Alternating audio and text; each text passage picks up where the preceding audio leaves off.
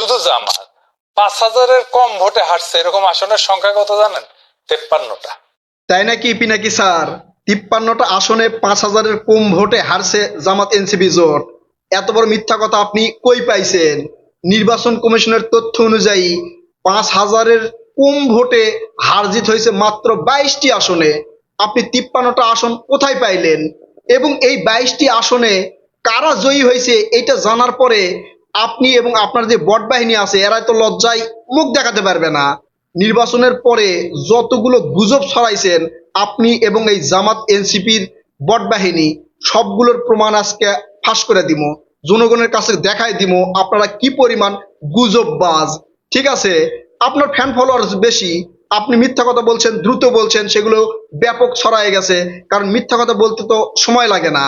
তো আপনার ভিডিওর ভিউ বেশি হয়েছে, লাইক কমেন্ট বেশি হয়েছে, বিভিন্ন গ্রুপ পেজে ছড়াই গেছে, কারণ আপনার জামাত শিবিরের বট বাহিনী আছে আপনার গুজবগুলো ছড়িয়ে দেওয়ার জন্য।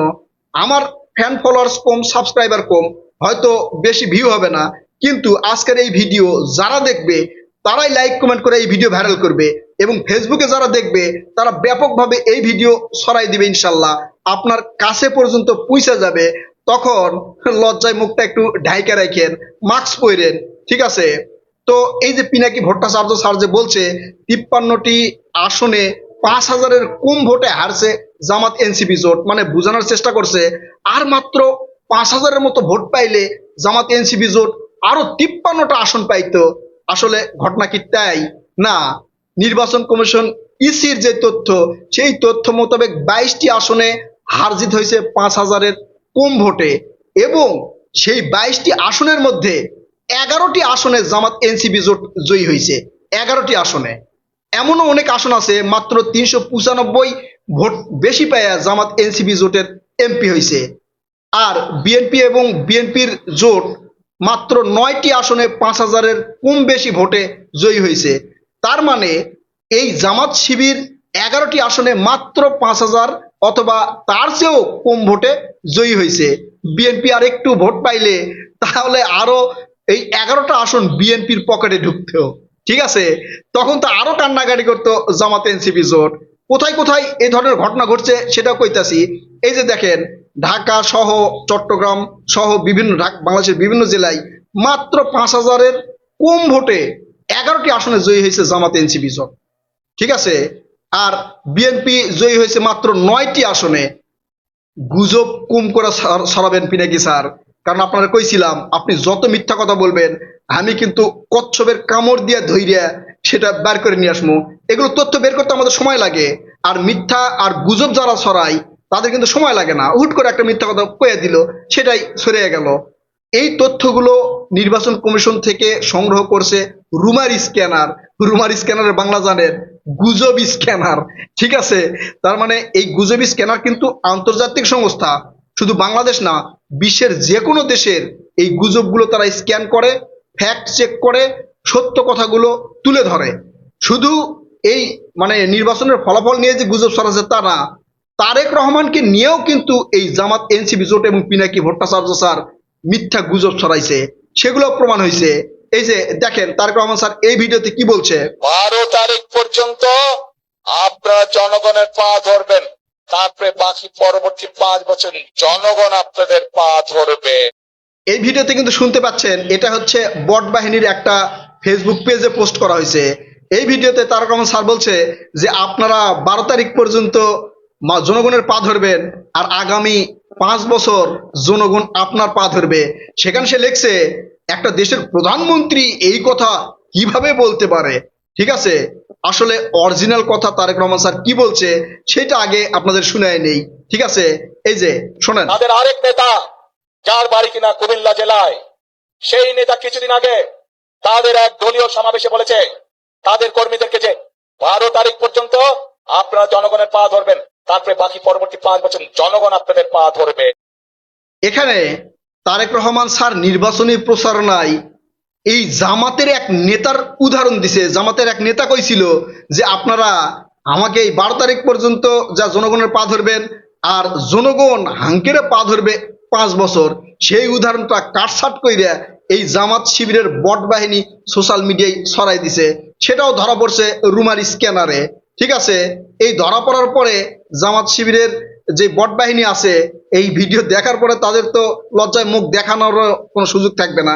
আসলে তাদের লজ্জা কম, ঠিক আছে না, যারা মিথ্যা কথা বলে গুজব ছড়ায় আসলে তাদের লজ্জা কম, লজ্জা থাকে না। এই জন্য যতই সত্য কথা বলেন তারা লজ্জা পাবে না, তারা আবারও গুজব ছড়াবে।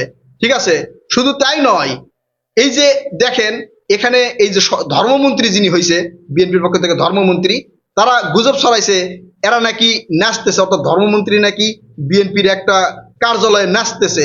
এই যে এই নাচের ভিডিও কিন্তু তারা সেখানে ছড়াই দিছে। আসলে এইটাও মিথ্যা কথা, অন্য একটা ব্যক্তির ভিডিও তারা ভাইরাল করে বলতেছে যে এটা ধর্মমন্ত্রীর নাচ। এই যে দেখেন এই ভিডিওতে এটাও রুমার স্ক্যানার ফাঁস করে দিছে, তারা প্রমাণ করে দিছে যে না, এটা হচ্ছে সোনারগাঁও আসনে বিএনপির প্রার্থী বিজয় হওয়ার পরে তারা আনন্দ উল্লাস করতেছে, সেখানে ধর্মমন্ত্রী ছিলই না। আরেকজনের ভিডিও ছড়ায় বলতেছে ধর্মমন্ত্রী, এবং লেখছে যে একটা দেশের ধর্মমন্ত্রী যদি গানের তালে তালে নাচ করে তাহলে বাংলাদেশের ধর্মমন্ত্রী হিসাবে সে কি কি করবে চিন্তা করেন। এটা হচ্ছে জামাত শিবির বট বাহিনীর কাহিনী। ঠিক আছে, শুধু এটাই না, অতীতের অনেক ভিডিওগুলা বর্তমানে চালায় দিচ্ছে। এই যে গণভোটের বিষয়ে যেটা আপনারা দেখছেন না, যে বিএনপি গণভোট মানে না, বিএনপির শীর্ষ নেতা আমির খসরু বলছে যে না, গণভোট কিসের গণভোট, গণভোট মানি না।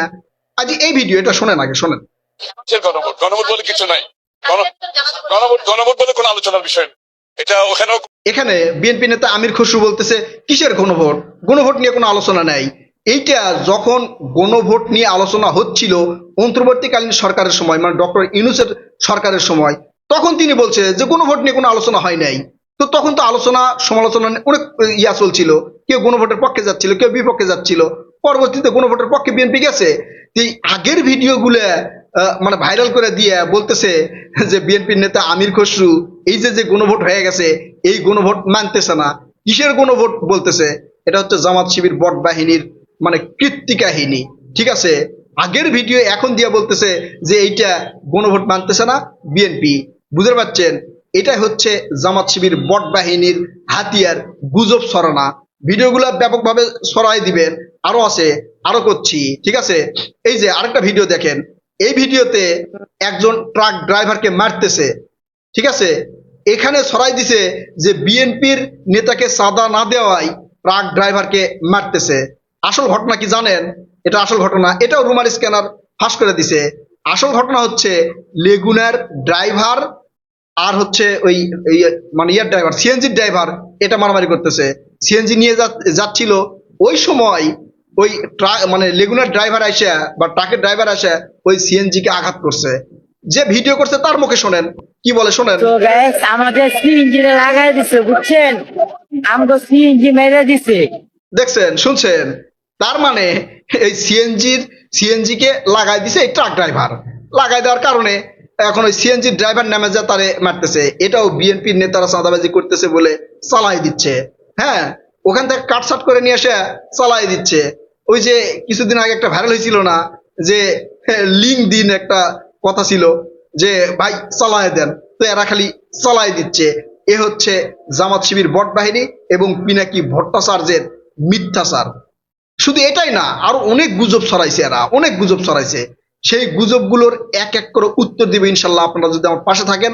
আমি তাদের এই গুজবগুলো আপনাদের সামনে নিয়ে আসবো, ওই গুজবের পিছনের সব সত্য কথাগুলো আপনাদের সামনে নিয়ে আসবো।